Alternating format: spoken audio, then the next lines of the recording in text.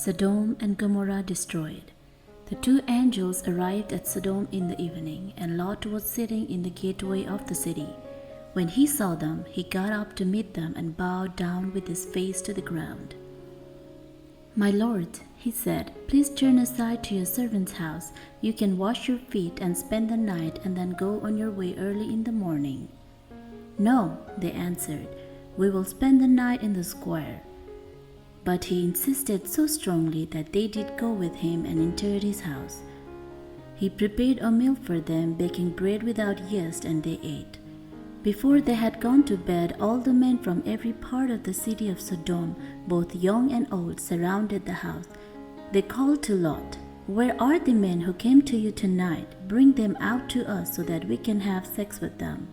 Lot went outside to meet them and shut the door behind him and said, "No, my friends, don't do this wicked thing. Look, I have two daughters who have never slept with a man.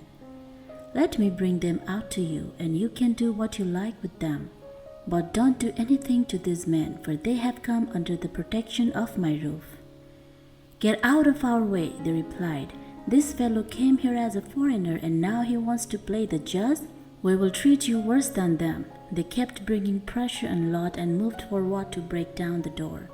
But the men inside reached out and pulled Lot back into the house and shut the door. Then they struck the men who were at the door of the house, young and old, with blindness so that they could not find the door. The two men said to Lot, "Do you have anyone else here? Sons-in-law, sons or daughters, or anyone else in the city who belongs to you? Get them out of here, because we are going to destroy this place. The outcry to the Lord against its people is so great that he has sent us to destroy it." So Lot went out and spoke to his sons-in-law who were pledged to marry his daughters. He said, "Hurry and get out of this place, because the Lord is about to destroy the city." But his sons-in-law thought he was joking. With the coming of dawn, the angels urged Lot, saying, "Hurry, take your wife and your two daughters who are here, or you will be swept away when the city is punished." When he hesitated, the man grasped his hand and the hands of his wife and of his two daughters and led them safely out of the city, for the Lord was merciful to them. As soon as they had brought them out, one of them said, "Flee for your lives. Don't look back, and don't stop anywhere in the plain. Flee to the mountains, or you will be swept away." But Lot said to them, "No, my lords, please. Your servant has found favor in your eyes, and you have shown great kindness to me in sparing my life. But I can't flee to the mountains. This disaster will overtake me, and I will die. Look, there is a town near enough to run to, and it is small. Let me flee to it. It is very small, isn't it? Then my life will be spared." He said to him, "Very well, I will grant this request too. I will not overthrow the town you speak of. But flee there quickly, because I cannot do anything until you reach it." That is why the town was called Zoar. By the time Lot reached Zoar, the sun had risen over the land. Then the Lord rained down burning sulfur on Sodom and Gomorrah from the Lord out of the heavens. Thus he overthrew those cities and the entire plain, destroying all those living in the cities and also the vegetation in the land. But Lot's wife looked back, and she became a pillar of salt.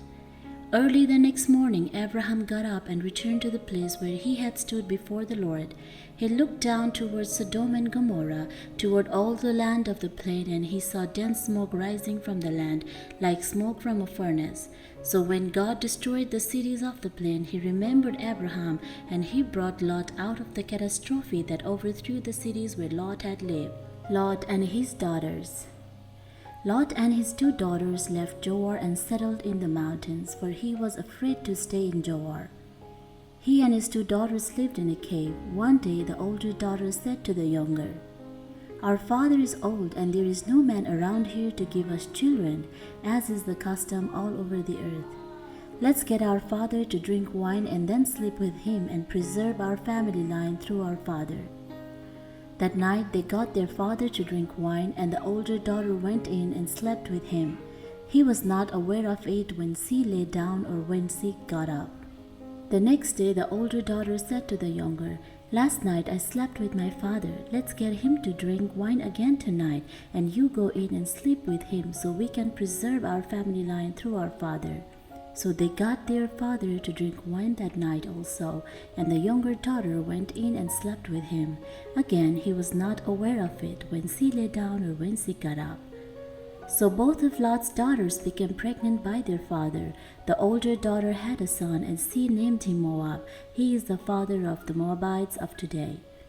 The younger daughter also had a son, and she named him Ben-Ammi. He is the father of the Ammonites of today.